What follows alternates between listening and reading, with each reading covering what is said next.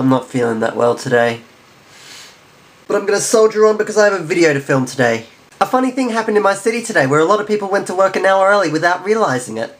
And this is to blame. Anyone on the Gold Coast who had bought an iPhone in the last 6 months, which is quite a lot of people because the iPhone 4 was released 2 months ago, they would have found out that this automatically sets the time to Sydney time when it skipped an hour this morning for daylight savings. But the problem is that us in Queensland don't have daylight savings time. This is probably a touch confusing, so let me explain it for you. Queensland is a huge state stretching from almost the equator to halfway down the southern hemisphere, so the climate at the top of Queensland is vastly different to that in the southeast corner of Queensland, where I and 500,000 other people live. Down here in southeast Queensland, our summer days are really short. The sun sets at like 7 o'clock, so when you get home at about 6 and need to have dinner and stuff, that doesn't give you a lot of time in the afternoon to do the stuff you need to do while the sun is still up.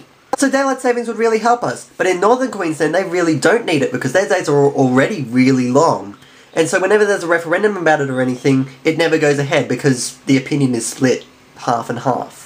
And to make it worse, New South Wales does have daylight savings time. My city, the Gold Coast, sits right on top of the Queensland-New South Wales border, so much so that the border actually runs right through it. And all that on the Queensland side is called the Gold Coast, and all that on the southern side, the New South Wales side, is called the Tweed Coast. And it's all kind of one big city, but it's all different and it's really confusing. So for half of the year, one half of the city is an hour ahead of the other half, and that makes it really difficult for some people. For instance, those who live in New South Wales but work in Queensland, they may be living and working in the same city, but they lose an hour in transit when they go over the border. And those with iPhones, which sets its time automatically to New South Wales time, even if you live in the Queensland part of the city.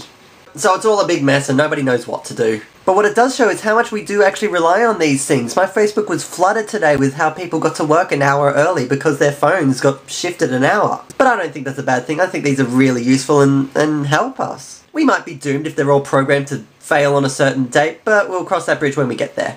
Anyway, just a really short and boring video from me today. I'm going to be responding to the comments tomorrow because what I was going to do tomorrow failed, or what I was going to do today failed, and I was going to film for tomorrow, and I'm sick, I'm sorry, my brain is a big mess. And I'm back to uni tomorrow as well, so yay.